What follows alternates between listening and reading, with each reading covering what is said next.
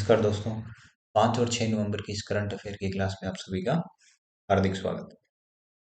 पहली न्यूज है, एक अध्ययन के अनुसार भारत में पुरुषों की तुलना में महिलाओं के मामले में न्यायिक प्रक्रिया में अधिक देरी।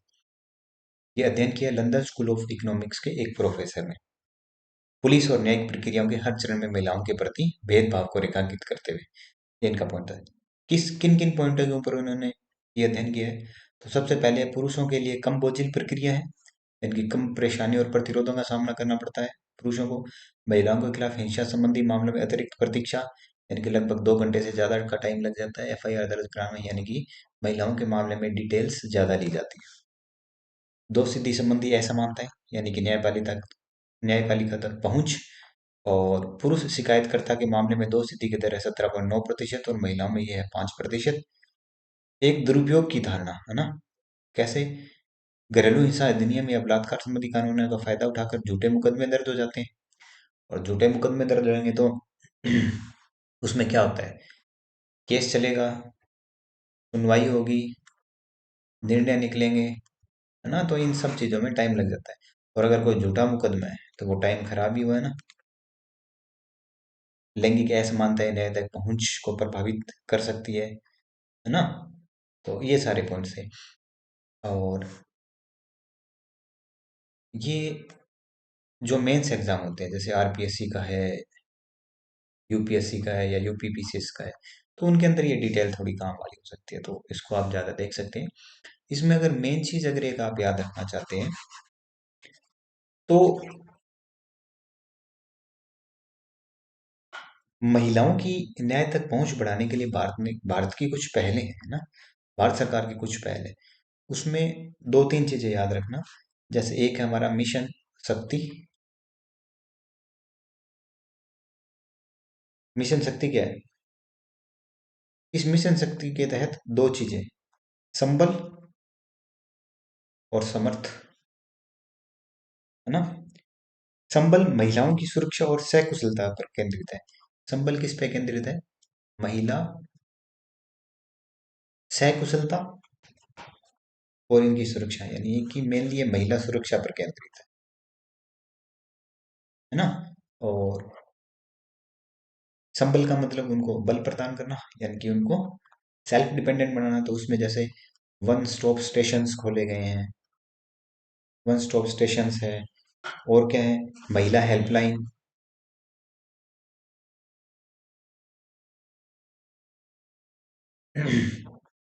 बेटी बचाओ बेटी पढ़ाओ, बेटी बचाओ बेटी पढ़ाओ, है ना। ये सब है। नारी अदालतें जो लग रही है, ये सब इसके अंदर है। एक विधिक सेवा प्राधिकरण अधिनियम 1987, है ना। महिलाओं को निशुल्क, ये क्या देता है? महिलाओं को निशुल्क कानूनी सहायता, महिलाओं को निशुल्क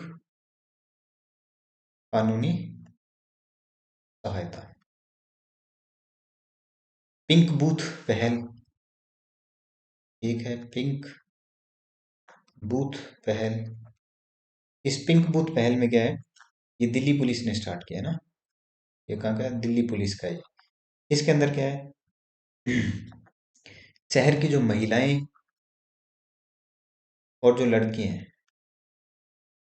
उनकी सुरक्षा के लिए ना, उनकी सुरक्षा बढ़ाना प्लस उनको मार्गदर्शन देना। मार्गदर्शन का मतलब क्या सही है, क्या गलत है, क्या करना चाहिए, क्या नहीं करना चाहिए, इन सब के लिए ना। और ये चीजें आप देख सकते हैं, जैसे दुरुपयोग की धारणा है, दहेज से जुड़े सामाजिक मान्यता विभाग के लिए खतरे, ये एक बार डिटेल आप थोड़ी सी देख लेना। बाकी इसमें थोड़ी सी अगर याद रखना चाहें तो ये पॉइंट इंपॉर्टेंट है, जैसे मिशन शक्ति है, विधिक सेवा प्राधिकरण एक्ट 1987 क्या है, पिंक बूथ पहल क्या है ना, किसने स्टार्ट की और इसमें क्या चीजें हैं। उसके बाद में दूसरी आती है विषम मौसम विज्ञान संगठन 2023 state of climate service report, है ना, जो जारी की है। इसमें इसमें मेन जो ध्यान केंद्रित किया वो किस पे? स्वास्थ्य के ऊपर। जलवायु परिवर्तन का क्या प्रभाव पड़ रहा है, सभी को पता है जलवायु परिवर्तन से क्या होगा, है है ना। जलवायु परिवर्तन के दुष्प्रभाव बेहतर स्वास्थ्य की दिशा में हुई दशकों की प्रगति को पीछे ले जा सकते हैं। इससे विशेष रूप से सुभेद्य समुदाय प्रभावित होगा, है ना। कि अगर जलवायु परिवर्तन क्या होगा, मौसम पैटर्न बदला, इससे क्या होगा, वर्षा का पैटर्न बदलेगा, वर्षा का पैटर्न बदलेगा तो मौसम चेंज होगा, तो मौसम चेंज होते ही अपन को ये पता है कि कुछ डिजीज भी, है ना, मौसम के हिसाब से आती जाती रहती है। और जैसे जैसे मौसम बदलेगा, जलवायु बदलेगी, हो सकता है कि इस डिजीज के पैटर्न में भी चेंज आ जाए। और ये डिजीज किसको, स्वास्थ्य को प्रभावित करेगी। तो ये चीजें हैं। वायु प्रदूषण से निपटने के लिए वित्त पोषण की कमी। राष्ट्रीय मौसम विज्ञान और जल विज्ञान सेवाएं रिपोर्ट, है ना, national meteorological and hydro science report, 74% भाग स्वास्थ्य देखभाल क्षेत्र के भागीदारों को जलवायु संबंधी डेटा प्रदान करता है। इस डेटा का बहुत कम उपयोग किया जाता है। स्वास्थ्य के लिए जलवायु संबंधी विश्वसनीय ज्ञान तक पहुंच, है ना। कि जैसे जैसे जलवायु चेंज हो रही है, उस हिसाब से अपने पास ये नॉलेज होना चाहिए कि खुद को उसके अकॉर्डिंग कैसे डालें, है ना, क्या ध्यान रखना चाहिए। उसकी प्राप्ति और उसका उपयोग करने के लिए भागीदारी के बीच सहयोग शामिल है। स्वास्थ्य के लिए जलवायु सेवाओं को निम्नलिखित समस्याओं का सामना करना पड़ता है। अनुसंधान और ज्ञान की कमी, है ना। सभी को नॉलेज नहीं होती कि मौसम चेंज हो रहा है, उसके हिसाब से अकॉर्डिंग क्या करना चाहिए, क्या खाना चाहिए और कैसे रहना चाहिए ना सब। स्थानीय मौसम संबंधी प्राप्त सूचनाओं तक पहुंच की कमी। तो अब स्थानीय मौसम है तो हमें क्या पता, देखते हैं अचानक से मौसम चेंज हो गया, बारिश आ रही है, गर्मी ज्यादा होगी तो क्या करें, सर्दी एकदम से बढ़ गई। तो इन चीजों की सूचनाओं तक पहुंच की कमी, है ना। क्यों, क्योंकि हर जगह तो डिजिटल सिस्टम है नहीं ना। आजकल ये देखते हैं कि कुछ गवर्नमेंट मैसेजेस डाल देती है ना कि आपके एरिया में बारिश आने वाली है, तो उससे पहले मैसेज आ जाता है कि मौसम खराब है, ध्यान रखें। कई जगह मैसेज आते हैं। तो जरूरी थोड़ी है कि हर जगह ये मैसेज पहुंच सके, हर जगह नेटवर्क सही हो, है ना। तो इसलिए मानव और संस्थाओं की क्षमता पर्याप्त नहीं। जलवायु संबंधी प्रासंगिक सूचना और सेवा उपलब्ध कराने की आवश्यकता है ना। प्रमुख सिफारिश है, क्या कर सकते हैं कि सेवाएं उपलब्ध करवाओ। कैसे करवाएंगे, तो जहां अगर नेटवर्क की पहुंच नहीं है तो पहले वहां नेटवर्क सुविधाएं दो, ताकि अगर डिजिटल रूप से उन तक कोई सूचनाएं पहुंचाई जाए तो वो सूचनाएं उन तक पहुंच सके। एक याद रखना कि विश्व मौसम विज्ञान संगठन, इसका हेडक्वार्टर कहाँ है, तो वो जिनेवा स्विट्जरलैंड के अंदर है ना। और जो हमारा WMO, वर्ल्ड मेट्रोलॉजिकल ऑर्गेनाइजेशन है, उसके द्वारा रिपोर्ट है, और कौन से, state of the global climate और air quality and climate bulletin, है ना, ये रिपोर्ट भी यही जारी करता है।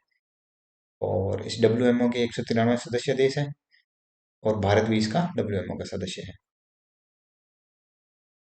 और विश्व मौसम विज्ञान संगठन तो क्या करेगा, जलवायु के बारे में जानकारी देगा, है ना। वातावरण कैसा है, ना, पृथ्वी के वातावरण की स्थिति और व्यवहार, भूमि और महासागरों के साथ उसकी अंतःक्रिया, इस अंतःक्रिया द्वारा मौसम और जलवायु पर इसका क्या प्रभाव पड़ेगा, संसाधनों के वितरण पर क्या प्रभाव पड़ेगा, ये सब चीजों की कौन देखता है, तो WMO देखता है। हैग जिला न्यायालय ने देवास मल्टीमीडिया के निवेशकों को मुआवजे देने संबंधी निर्णय को रद्द करने की भारत सरकार की अपील को खारिज किया। तो 2020 में संयुक्त राष्ट्र अंतर्राष्ट्रीय व्यापार कानून आयोग अधिकरण ने देवास मल्टीमीडिया के मॉरिशस आधारित निवेशकों को $111 मिलियन का मुआवजा प्रदान करने का निर्णय दिया था। यह निर्णय देवास और एंट्रिक्स कॉर्प के बीच 2005 में किए गए एक सौदे के असफल होने से जुड़ा हुआ है।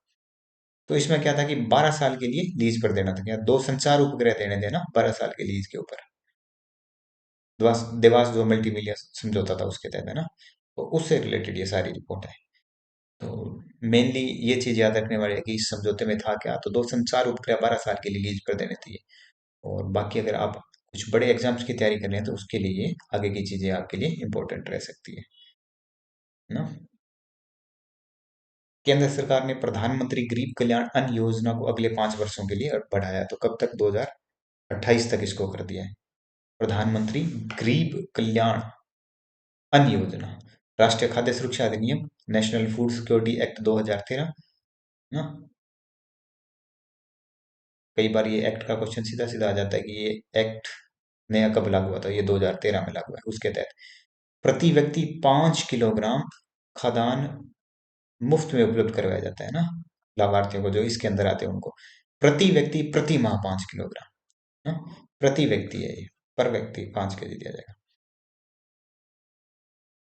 गौरतलब है कि लाभार्थियों को नेशनल फूड सिक्योरिटी एक्ट 2013 के तहत पहले से ही सब्सिडी मूल्य पर 5 किलोग्राम खाद्यान्न उपलब्ध कराया जा रहा था। कोविड महामारी के दौरान इसके तहत 5 किलोग्राम अतिरिक्त अनाज मुफ्त किया था ना। तो अतिरिक्त दिया था, क्या हो गया था, 10 kg हो गया था कोविड महामारी के दौरान, वैसे 5 kg दिया था। तब इन सब चीज़ों को 2028 तक बढ़ा दिया गया। और इसमें आप देख सकते हैं क्या उद्देश्य क्या था, अंत्योदय अन्न योजना तथा प्राथमिकता वाले परिवार है ना, इस श्रेणी से संबंधित परिवारों को चावल क्या देना था, इसमें चावल गेहूं और मोटा अनाज मिलेट्स मुफ्त में प्रदान करना। ठीक है। और बाकी ये चुनौतियां वगैरह आप देख लेना ना, कि इसको अगर चुनौतियां क्या आ सकती है कि अगर फ्री में ये देंगे तो एक तो क्या होगा, सरकार पर सब्सिडी का बोझ बढ़ेगा, लाभार्थियों की पहचान करने में समस्या बनी है कैसे, कि कुछ लोग तो अपन देख सकते हैं कि जो इसके लाभार्थी नहीं है वो भी लाभ उठा जाते हैं। और पीछे अपन ने एक चीज देखा था कि कई बार ऐसी न्यूज आती रहती है कि जिस बंदे के नाम से सब्सिडी ली गई थी या ये लाभ लिया जा रहा था, उसकी तो इतने साल पहले ही डेथ हो चुकी है। तो ऐसे करके इस चीज में एक्चुअल चीजें नहीं पता चल रही, तो ये इसकी चुनौतियां होगी। तो लाभ क्या हो सकते हैं, लाभ ये हो सकता है कि अ, जिन लोग के पास खाद्य पदार्थ है ना, अपनी भरपाई करने में जो है समर्थ है, उनको खाने के लिए अच्छी चीजें मिलेंगी, वो अपना जीवन यापन कर सकते हैं, पोषण की सुरक्षा सुनिश्चित होगी। तो ये जनरल चीजें। Loss and damage transition committee नए सिरे से एक नवीन लॉस एंड डैमेज फंड बनाने के लिए समझौते पर सहमत हुई। जलवायु परिवर्तन के कारण प्रकट होने वाले निश्चित जोखिम से उत्पन्न नकारात्मक परिणामों को लॉस एंड डैमेज या हानि और क्षति कहा जाता है ना, किसको, तो जो जलवायु परिवर्तन से होता है उसको ना लॉस एंड डैमेज कहा जाता है। तो ये लॉस एंड डैमेज फंड क्या है, तो विकासशील देशों की सहायता करना है ना, कि जलवायु के प्रतिकूल प्रभावों प्रभावों से वहाँ क्या लॉस हुआ है, क्या चीजें डैमेज हुई है। जैसे अगर कोई जो प्राकृतिक आपदाएं आ रही है ना, जो प्राकृतिक आपदाएं आ रही है वो किससे आ रही है, वो भी तो जो हमारा मौसम चेंज हो रहा है उसकी वजह से। तो इसमें क्या है, जैसे बाढ़ आ रही है, तो बाढ़ कैसे आ रही है, कोई ज्यादा बारिश होगी तो उससे, कोई डैम टूट गया है ना, तो उन चीजों से। तो इनमें जैसे ये बाढ़ आई है तो वहां जान माल का नुकसान हुआ है।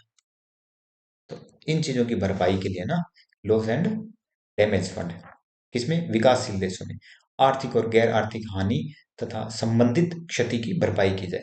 साझा लेकिन विभेदित जिम्मेदारियां है ना, हानि और क्षति के लिए एक समर्पित निधि बनाई जाएगी। इस निधि को डिजाइन करने के लिए एक ट्रांजिशनल कमेटी गठित की जाएगी। ट्रांजिशनल कमेटी में पक्षकार देशों, विकसित और विकासशील के 24 सदस्य होंगे, है ना, कितने सदस्य लिए जाएंगे, 24 सदस्य। सदस्यों के बीच निधि की स्थापना की जगह और वित्त पोषण के स्रोतों को लेकर मतभेद था। एलडीएफ का ब्लूप्रिंट औपचारिक रूप से कोप 28 संयुक्त राष्ट्र जलवायु शिखर सम्मेलन 28वां ना, उसमें अपनाया जाएगा, जो आगे होगा उसमें। ठीक है।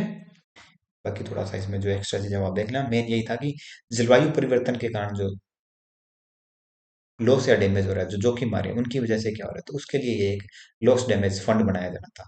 और विकासशील देशों को सहायता करनी थी इसमें, है ना।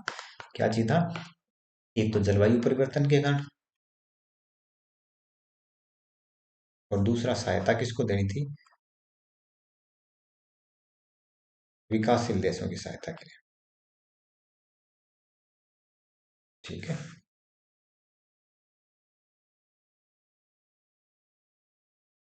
भूटान नरेश ने अपनी यात्रा की शुरुआत असम से की। 1968 में एक समझौता होता था ना, मैत्री और सहयोग की संधि 1949 में हस्ताक्षरित थी। और 1968 में औपचारिक राजनयिक संबंधों की स्थापना हुई थी भारत और भूटान के बीच में, है ना। तो भारत भूटान मैत्री संधि का नाम दिया गया था। और इसी मैत्री संधि के तहत क्या था कि असम से शुरुआत की है पहले ना। और व्यापार संबंध भारत और भूटान के बीच में, मैत्री देश है तो भूटान के कुल व्यापार का 80% था ना। भारत भूटान के लिए शीर्ष आयातक और निर्यातक दोनों ही है। भारत वहां चीजें निर्यात भी करता है और वहां से आयात भी करता है। दोनों देशों ने 2016 में व्यापार वाणिज्य और पारगमन समझौते पर हस्ताक्षर किए थे। इससे दोनों देशों के बीच मुक्त व्यापार व्यवस्था स्थापित हुई थी, है ना। और विकास के स्तर पर संबंध, भारत भूटान के छात्रों के लिए छात्रवृत्ति प्रदान करता है, भारत दे रहा है भूटान में। भारत ने कौशल विकास के लिए भूटान की ग्यालसुंग परियोजना का समर्थन किया। और भारत स्वास्थ्य एवं कृषि जैसे क्षेत्र में भूटान की मदद कर रहा है। 4 प्रमुख जलवायु परियोजनाओं का निर्माण किया है ना, जल विद्युत परियोजनाओं का ना, भारत ने भूटान में बिजली भी खरीदता है वहां पे, है ना। भूटान में जो बिजली उत्पादन उसको खरीद रहे हैं तो वहां क्या होगा, वहां पैसा जाएगा, है ना, तो इकोनॉमिक सपोर्ट हो गया। और भूटान में रुपए और भीम ऐप भी शुरू कर दिए गए हैं। तो ये चीजें, एक है डोकलाम, भारत भूटान व चीन के ट्रांजैक्शन पर स्थित है। तो अपन देखें जैसे, तो आ गया नेपाल। नेपाल के बाद में यहाँ कुछ, ये भूटान है, और उसके बाद में ये सारा एरिया क्या है, चाइना का है, ये भूटान है। तो ये ट्राई जंक्शन हो गया। यहाँ क्या है, डोकलाम। यहाँ क्या है, डोकलाम। डोकलाम यह भारत के सिलीगुड़ी गलियारे के बहुत करीब स्थित है। सिलीगुड़ी गलियारा, ये इधर इंडिया, ये इधर इंडिया का एरिया आ गया सारा। ये टोटल इंडिया का एरिया आ गया अपने सारा, आप ऐसे मान लीजिए, है ना। और पूर्वोत्तर राज्यों को शेष भारत से जोड़ने वाला एक संकरा क्षेत्र है। यह चिकन नेक के नाम से भी जाना जाता है ना। किस कौन, सिलीगुड़ी जो गलियारा है। चीन ने भूटान के साथ सीमा विवाद समाप्त करने के लिए स्वैप यानी कि अदला बदली प्रस्ताव प्रस्तुत किया। इसके तहत चीन ने भूटान से डोकलाम क्षेत्र पर उसके दावे को स्वीकार करने के बदले जकारलुंग और पासमलुंग के क्षेत्र पर अपने दावे को त्यागने का प्रस्ताव किया। भारत इस बात से चिंतित है कि चीन इस क्षेत्र में अपनी पहुंच को सरल बना रहा है, यानी कि यहाँ पहुंचेगा। उसके बाद में सीधे डायरेक्ट कॉन्टेक्ट में आ जाएगा। अगर डोकलाम में यहाँ आ गया तो डायरेक्ट कॉन्टेक्ट में आ जाएगा ना चाइना। अन्य सुर्खियों की बात करते हैं कुछ। मातृत्व अवकाश, है ना। रक्षा मंत्रालय ने मातृत्व, बाल देखभाल और बाल दत्तक ग्रहण के लिए अवकाश से संबंधित नियमों का विस्तार किया। नए नियमों के अनुसार अब सशस्त्र बलों की सैनिकों को भी उनके अधिकारियों के समान, तो इसमें क्या था, जो ऑफिसर रैंक के थे उनके लिए कुछ अलग नियम थे, जो अदर कर्मचारी होते हैं ना, जो लोअर कैडर के जो कर्मचारी हैं उनके लिए कुछ, जो उनके मातृत्व अवकाश के जो रूल्स है कुछ अलग थे। तो अब उन दोनों के क्या कर दिया, एक जैसा बना दिया, समान उपतावकाश है ना। यानी कि जो ऑफिसर ग्रेड वालों को मिलेगा वही लोअर कैडर वालों को मिलेगा। साथ ही सशस्त्र बलों की सभी रैंकों पर पदस्थ महिला कार्मिकों को अब असैन्य सेवाएं, है ना, जो रक्षा क्षेत्र से लगे, जैसे आप देखो तो मेडिकल फील्ड में है, टीचिंग फील्ड में है, बैंकिंग फील्ड में है, तो उनमें जो है कार्यरत उनकी समक्ष महिला कर्मियों के समान मातृत्व अवकाश दिया जाएगा। और मातृत्व लाभ अधिनियम 1961 के तहत 2017 में संशोधित किया गया था। इसमें कहता है पहले दो बच्चों हेतु 26 सप्ताह तक सवेतनिक, यानी कि उनको वेतन भी मिलेगा और छुट्टियां भी मिलेगा बच्चों के पालन पोषण के लिए, ना, बच्चों के पालन पोषण के लिए। एक है हमारा लिसियोनोटस नामचुमी, क्या चीज है, ये एक एपिफाइट है। एपिफाइट का मतलब होता है अधिपादप। अधिपादप का मतलब होता है कि किसी अन्य प्लांट के ऊपर, जैसे ये प्लांट है और इसके ऊपर, जैसे आप ये, तो ये एपिफाइट है, इसके ऊपर रहता है प्रपोशी की तरह, यानी कि ये अपना पोषण किससे लेगा, ये इस प्लांट से लेगा। ये प्रपोसी हो गया एपिफाइट। ये अपना पोषण किससे लेगा, जिसके ऊपर ये रह रहा है उससे, है ना। दूसरे पौधों पर अपने पोषण के लिए है, आश्रय के लिए दूसरे पौधों पर निर्भर रहता है, लेकिन परजीवी नहीं है। परंतु ये परजीवी नहीं है। परजीवी नहीं है कि मतलब ये इसके ऊपर रहता तो है, परंतु इसको पोषण नहीं चाहिए इस प्लांट से, ये खुद का पोषण खुद ही बना लेगा, है? जीनस लिसियोनोटस हिमालय, जापान और इंडो चीन क्षेत्र में का स्थानिक पादप है। कहाँ का, ये हिमालय में मिलता है, जापान में मिलता है और इंडो चीन क्षेत्र का स्थानिक पादप है। बैंगनी रंग के इसके पुष्प होते हैं। अरुणाचल प्रदेश के खप्ती समुदाय के समाज सुधारक सवर्गीय चाउ फुक्यू नामचुन के सम्मान में इसका नाम रखा गया है, इस नई प्रजाति का। पर्यावरण, वन और जलवायु परिवर्तन मंत्रालय के अधीन गठित एक शीर्ष अनुसंधान संगठन है, क्या, बीएसआई, है ना, वनस्पति सर्वेक्षण, भारतीय वनस्पति सर्वेक्षण, उन्होंने इसको, ये नई प्रजाति खोजी है ना। वन संसाधन के वर्गीकरण का अध्ययन करता है। विट्रीमर का पोलीरोटक्सेन के साथ संयोजन, वीपीआर। जापान के वैज्ञानिकों ने वीपीआर नामक प्लास्टिक का एक नया संस्करण विकसित किया। ये किसका है, प्लास्टिक का। जैसे लिसियोनोटस, ये क्या था, एक एपिफाइट था, ये एक पादप था। इसी तरह से पोलीरोटैक्सेन, तो पोली शब्द पॉलीथीन के लिए आता है ना, तो ये पॉलीथीन यानी कि प्लास्टिक, प्लास्टिक समुदाय हो गया ना, जैसे पॉलीएक्रिलाइट। विट्रीमर प्लास्टिक की एक नवीनतम श्रेणी है, निम्न तापमान पर मजबूत गर्म करने पर नया आकार दिया जा सकता है ना। इसको गर्म करोगे तो नया आकार दिया जा सकता है ना। गर्म करो और नए आकार में इसको ढाल लो।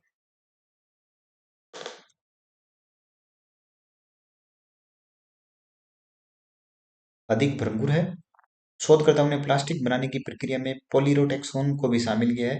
पुराने वीपीआर का निर्माण किया जा सकता है। और अधिक मजबूत तथा लचीला है। बायोडिग्रेडेबल है ना। और पहले के समान जटिल आकृति बनाई जा सकती है। गर्म करो, पहले जो आकृति थी इसको वापस उसी आकृति में डाल सकते हो। तो ये एक प्लास्टिक है। ये मैंने याद रखना है कि पोलीरोटेक्सोन क्या है। एक प्लास्टिक है। लिसियोनोटोस नामुची क्या है, एपीफाइट है। एक है हमारा पर्यावरणीय डीएनए ना, ईडीएनए यानी कि environmental DNA, environmental DNA. Laboratory for the conservation of endangered species के शोधकर्ताओं ने संपूर्ण जैव विविधता का आकलन करने के लिए एक नई विधि विकसित की है। तो ये किस लिए खोजा गया, जैव विविधता आकलन के लिए।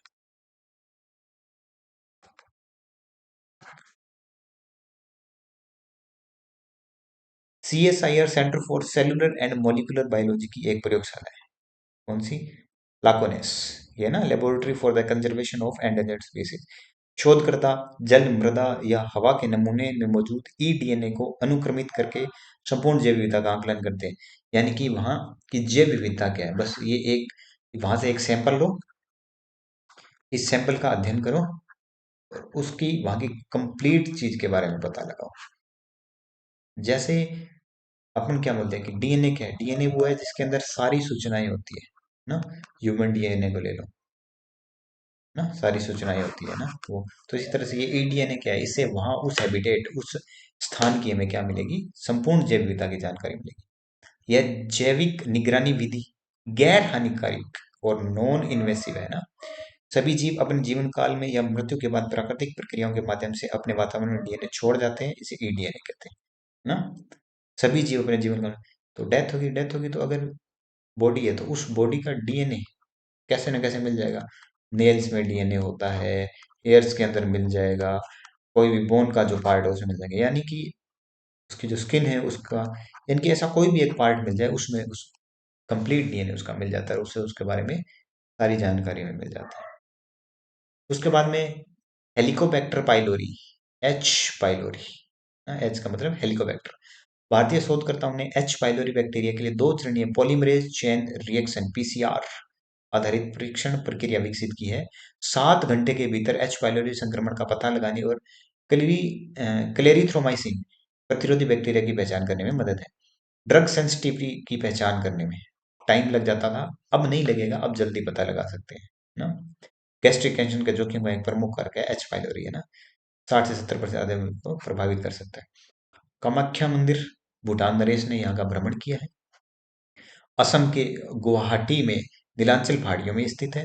शक्तिपीठ, 51 शक्तिपीठों में सबसे पुराना पीठ इसको माना जाता है। हिंदुओं का एक पवित्र तीर्थ स्थल है। भगवान शिव और भगवान विष्णु के मंदिर भी यहाँ मिलते हैं। देवी के पुराने मंदिर को मुस्लिम आक्रमणकारी काला पहाड़ ने नष्ट कर दिया था। हालांकि 1565 में कोच राजवंश के राजा चिलराई ने इस मंदिर का पुनर्निर्माण कराया था। जल जीवन मिशन, केंद्र सरकार के अनुसार जल जीवन मिशन की मदद से नवंबर 2023 तक 70% ग्रामीण परिवारों तक नल से जल की सुविधा पहुंचाई गई। 2019 में जो केवल 16% थी, 2019 में जो 16% थी, उसको 2023 में इन्होंने कर दिया 70%। तो लगभग 54% बढ़ा दिया है ना, घरों में पानी 54%। इस मिशन का उद्देश्य 2024 तक ग्रामीण भारत के सभी परिवारों को चालू अवस्था में नल कनेक्शन के माध्यम से सुरक्षित और पर्याप्त पेयजल उपलब्ध कराना। यानी कि जल जीवन मिशन का मतलब है कि हर घर नल, ये कह लो आप, हर घर नल, की सभी घरों में नल कनेक्शन होना चाहिए। हर घर नल कनेक्शन, ठीक है। Enabling communication on real time environment, Bharat के निर्वाचन आयोग ने एनकोर ऐप, है ना, एनकोर ऐप के माध्यम से उम्मीदवारों एवं चुनाव संबंधी संपूर्ण प्रबंधन के लिए एक इन हाउस सॉफ्टवेयर है। यानी कि इसमें जो उम्मीदवार हैं और चुनाव से संबंधित जो भी जानकारी है, जो भी उसके लिए प्रबंध करिए, ये सारे के सारे हमें इनकोर ऐप में मिलेंगे। इनकोर का मतलब है enabling communication on the real time environment. याद ये रखना है कि एनकोर ऐप किससे संबंधित है, तो ये है election commission of India. Election commission of India, भारतीय निर्वाचन आयोग से संबंधित है ये। अब बात करते हैं नेपाल की राजधानी काठमांडू। तो इसका जिक्र क्यों आया? इसका जिक्र आया है, भारत ने भूकंप से प्रभावित नेपाल को मदद की पेशकश की, है ना। अब नेपाल की भौगोलिक स्थिति की बात करते हैं। तो ये लगभग नेपाल का एरिया है ना? या ये माउंट एवरेस्ट आ गई नेपाल की, ऊपर चीन आ गया, नीचे इंडिया आ गया ना? ये ऐसे भौगोलिक स्थिति की बात करें तो यह भू आबद्ध देश है ना, लैंडलॉक है। इसकी सीमाएं देखें तो भारत पूर्व, दक्षिण और पश्चिम, ये इंडिया ना, ये यू यू बना लो, ईस्ट, वेस्ट, नॉर्थ, साउथ। तो पूर्व, दक्षिण और पश्चिम, ये इसकी बात करें तो इसके ये आ गया भारत। और तो चीन के तिब्बत स्वायत्त क्षेत्र और उत्तर नॉर्थ साइड में इसमें आ गया चीन ना। इनसे ये भू आबद्ध देश हो गए, ये चारों साइड से लॉक देश हो गया एक तरह से। भौगोलिक विशेषताएं, पर्वत, नेपाल में दुनिया के 8 सबसे ऊंचे पर्वत स्थित है। यहाँ पर हिमालय की महाभारत श्रेणी और ग्रेट हिमालय श्रेणी का विस्तार है। उच्चतम बिंदु माउंट एवरेस्ट, कितना, 8848 मीटर। मुख्य नदियों की बात करें तो गंडक, यह धौलागिरी से निकलती है नेपाल तिब्बत सीमा पर। कर्णाली, इसका उद्गम उद्गम तिब्बत के माचा खवाब नामक स्थान से होता है। कोसी, यह नदी सुन कोसी, अरुण कोसी और तमूर कोसी के संगम से बनी है। इन सभी नदियों का उद्गम स्थल नेपाल और तिब्बत का हिमालय क्षेत्र है। ठीक है, नेपाल और तिब्बत का हिमालय क्षेत्र है। ठीक है भाई। तो ये कुछ 5 और 6 नवंबर की खबरें थी। मिलते हैं आगे के करंट अफेयर के साथ। और अगर आप किसी बड़े एग्जाम की तैयारी कर रहे हैं तो इसके लिए इसमें सारी डिटेल्स लिख दी गई है, तो आप उनको ध्यान कर लेना। और बाकी अगर वन डे एग्जाम्स हैं तो उनके लिए वन लाइनर, जैसे ये ईडीएनए क्या है ना, और विट्रिम वाला जो ये पोलिरोटेक्सोन है, ये पॉलीथीन से संबंधित हो गया, प्लास्टिक से संबंधित है, लिसियोनोटोस क्या है, एपीफाइट्स है, मातृत्व अवकाश, सभी को एक जैसा मिलेगा। जल जीवन मिशन सभी घरों में नल कनेक्शन के लिए ना, ये बातें हो गई। और इस तरह से ठीक है, चलो मिलते हैं फिर नेक्स्ट क्लास में। Okay, thank you.